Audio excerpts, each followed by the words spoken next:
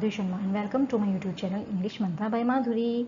And today I am going to speak about William Shakespeare Part 8, and this session is going to be very useful to you. So let's start. Yes, our first question is, who has been termed as motiveless malignity? Options are Macbeth, Othello, Iago, Polonius. Motiveless means होता है उद्देश्यहीन, मैलिनिटी means होता है दुर्भावना. कौन रखता है? Our answer is Iago. Othello में Iago है जो मोटिवलेस मैलिनिटी रखता है, और ये इसको विलन ऑफ विलन्स भी कहा गया है. ठीक है, और ये ओथेलो से काफ़ी जेलस रखता है. ओके, चलिए next question is Caliban. Caliban क्या है हमें बताना है. Options are is the hero of the play The Tempest, married Prospero's daughter in The Tempest, killed Prospero in The Tempest, is the villain in The Tempest. So our answer is yes, Caliban is the villain in The Tempest. Tempest में Caliban एक villain है. ये साइकोरेक्स जो विच होती है उसका बेटा होता है, लेकिन जब प्रोस्पेरो उस आइलैंड पर आता है तो कैलिबन को अपना सर्वेंट बना लेता है. ठीक है, स्लेव बना लेता है एक तरीके से. चलिए next question is, Ophelia is the beloved of. Ophelia किसकी बिलवड या प्रेमिका होती है? मैकबेथ, हैमलेट, ओथेलो या फिर रोमियो. किसकी होती है beloved? Ophelia is beloved of Hamlet. Hamlet की बिलवड होती है ओफिलिया, और ये डॉटर होती है पोलोनियस की, सिस्टर होती है लर्टेस की. Okay, next question is, which play of Shakespeare portrays the character of Malvolio. Malvolio का कैरेक्टर कौन से प्ले में पोर्ट्रे है या चित्रित है? Loves labour lost, twelfth night, Hamlet या फिर एज यू लाइक इट. किसमें आता है मेलवोलियो? मेलवोलियो आता है ट्वेल्थ नाइट में. ये सर्वेंट होता है किसका? ओलिविया का. Okay, question number 5 is Shakespeare. अब शेक्सपियर कौन थे ये बताना है हमें. Was a great scholar of Latin, knew a lot in Greek, had a great command over English या फिर knew little Latin and less Greek. तो बेन जॉनसन का कहना है कि Shakespeare knew little Latin and less Greek. Our option D option is correct. Okay, question number 6 is, Shakespeare is. अब Shakespeare क्या है हमें बताना है. A Renaissance playwright, a restoration playwright, 20th century playwright या फिर a classical playwright. Playwright means नाटककार होता है. तो शेक्सपियर एक रीनेसा प्ले राइट है. ठीक है, ओके, चलिए नेक्स्ट क्वेश्चन देख लेते हैं. Which of the following pledge of Shakespeare had an epilogue. कौन से प्ले में शेक्सपियर के कौन से प्ले में एपिलॉग है? अब एपिलॉग क्या होता है पहले ये बात पता कर लेते हैं. Epilogue is a speech usually in verse delivered by one of the actors after the conclusion of a play.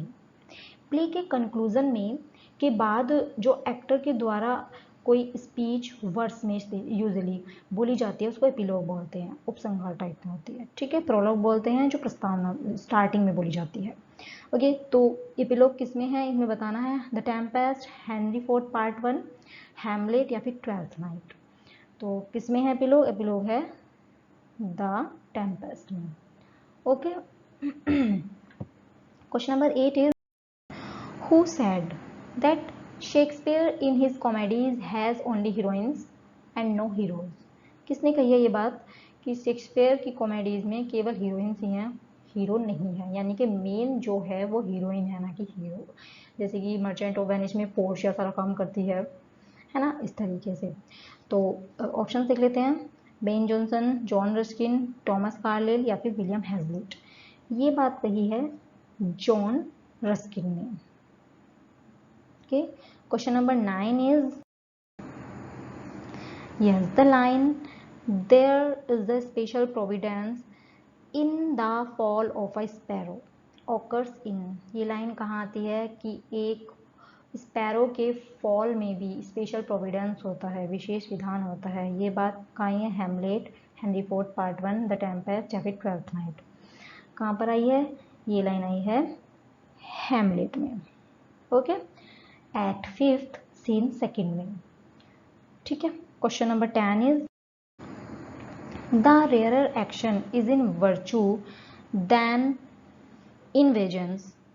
This line occurs in Shakespeare's Hamlet, King Lear, The Tempest, The Merchant of Venice। तो किस में आती है ये line? ये line आती है the Tempest में। कौन बोलता है इसे? द टेम्पेस्ट में। ये इसका मतलब पहले पता कर लेते हैं।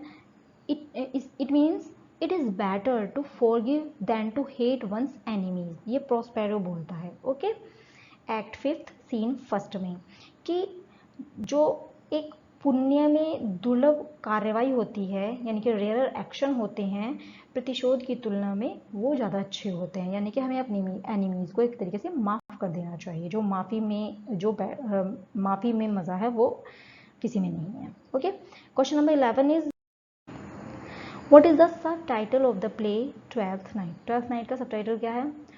और what is you will, or what you will, or what you like it, or what you think।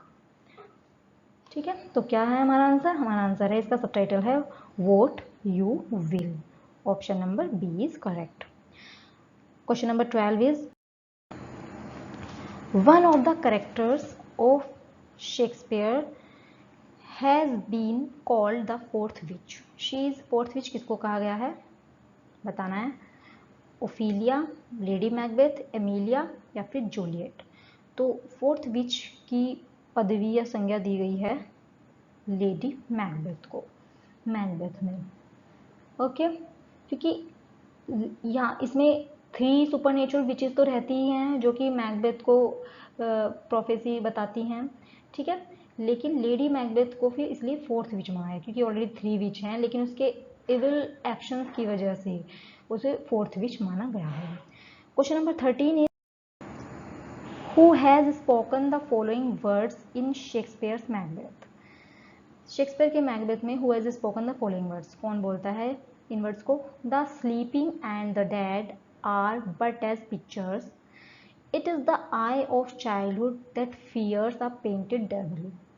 First witch बोलती है, सेकंड विच बोलती है, थर्ड विच बोलती है या फिर नन ऑफ देम। इसका मतलब जान लेते हैं पहले। The sleeping and the dead, यानी कि स्लीपर जो होते हैं सोए हुए मनुष्य, एंड द डेड, और डेड जो होते हैं, are but as the pictures, दोनों ही समान होते हैं। ठीक है, दे लैक कॉन्शियसनेस। ठीक है, वो एक पिक्चर की तरह होते हैं।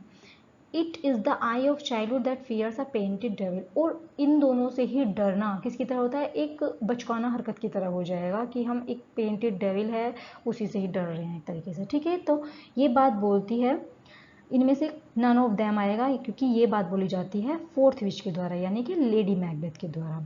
ओके, वो मैकबेथ को बताती है कि किंग डंकन तो सोए हुए हैं और ये एक डेड की तरह है क्योंकि इनमें बिल्कुल कॉन्शियसनेस तो है ही नहीं इनमें। ठीक है, तो डरो मत, इस तरीके से। Question number 14 is which play of Shakespeare opens with the line if music be the food of love play on. कौन सा प्ले है जो इस लाइन से ओपन होता है? ठीक है, कौन सा है? The Tempest, twelfth night, Macbeth या फिर रोमियो एंड जूलियट। किस में आती है ये लाइन? स्टार्टिंग में ट्वेल्थ नाइट में ये लाइन आती है। ठीक है, जो ड्यूक है वो बोलते हैं इस लाइन को, और ये जो प्ले है ये कॉमेडी है जो कि 1601 to 2 में लिखी गई थी। और ये किस पर बेस्ड है? मोस्टली ये ट्विंस हैं वॉयला एंड सेबस्टियन, उनके अराउंड ही ये घूमती है जो सेपरेट हो जाते हैं एक शिप ब्रेक में। Okay, question number 15 is the dark lady appears in the sonnets of. Dark lady किसकी सोनेट में अपीयर होती है? सोरे, वॉट, शेक्सपियर या फिर स्पेंसर। तो विलियम शेक्सपियर की सोनेट में ही डार्क लेडी आती हैं, जिनको लास्ट की 26 या 28 सोनेट्स भी डेडिकेटेड हैं। ठीक है, question number 16 is which is not Shakespeare's drama, Shakespeare का ड्रामा इनमें से कौन सा नहीं है? Titus Andronicus, Edward second, Hamlet, Richard third.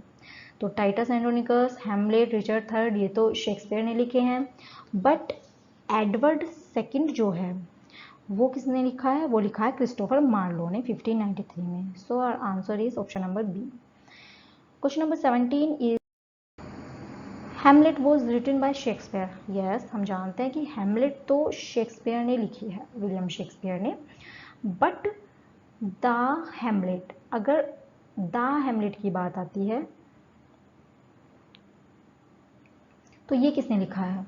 मेलवी या फिर गाल्सवर्दी, पो या फॉकनर। द हैमलेट 1940 में आई थी और ये लिखा है बाय विलियम फॉकनर। ओके, चलिए next question is in which play of Shakespeare do we find these lines?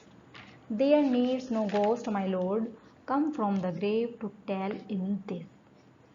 कौन से प्ले में शेक्सपियर के ये लाइन्स आती हैं? There needs no ghost, ghost की जरूरत नहीं है, my lord come from the grave to tell in this. ये बात किसमें आती है? किंग लियर, मैकबेथ, हैमलेट या फिर हेनरी फोर्थ। ये लाइन जो है होरेशियो बोलता है हैमलेट से एक्ट फर्स्ट सीन फिफ्थ में। कौन से प्ले में? हैमलेट में। Okay, question number 19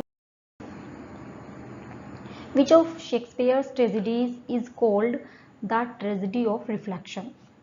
tragedy of reflection कौन सी ट्रेजेडी को कहा गया है? शेक्सपियर की। शेक्सपियर की 4 ग्रेट ट्रेजेडीज हैं, उनमें से किसको ट्रेजेडी ऑफ रिफ्लेक्शन कहा गया है? किंग लियर, हैमलेट, मैकबेथ या फिर ओथेलो। तो ट्रेजेडी ऑफ रिफ्लेक्शन कहा जाता है हैमलेट को। In fact it is the tragic flaw of Hamlet. Okay, question number 20 is the early plays of Shakespeare were written between. Early plays Shakespeare के कब लिखे गए थे? 1597 टू 1625, 1598 टू 1614, 1590 टू 1595 या फिर 1600 टू 1607। किसके बीच में लिखे गए थे? अर्ली प्लेज, स्टार्टिंग के प्लेज लिखे गए थे शेक्सपियर के 1590 टू 1595। ठीक है, इसमें उन्होंने लिखा था जैसे कि the comedy of errors, Henry sixth part 1, Henry sixth part 2, part 3, King John, love's labour's lost etcetera. Okay, so these are 20 questions and I hope आपको ये बहुत अच्छे से पसंद आए होंगे। और अगर आपको ये वीडियो अच्छी लगी है तो लाइक कीजिए, अपने फ्रेंड्स के साथ शेयर कीजिए, और आपने अगर सब्सक्राइब नहीं किया है मेरे चैनल को तो सब्सक्राइब कीजिएगा, जिससे कि मुझे मोटिवेशन मिलता है। Thanks for watching, bye bye, take care.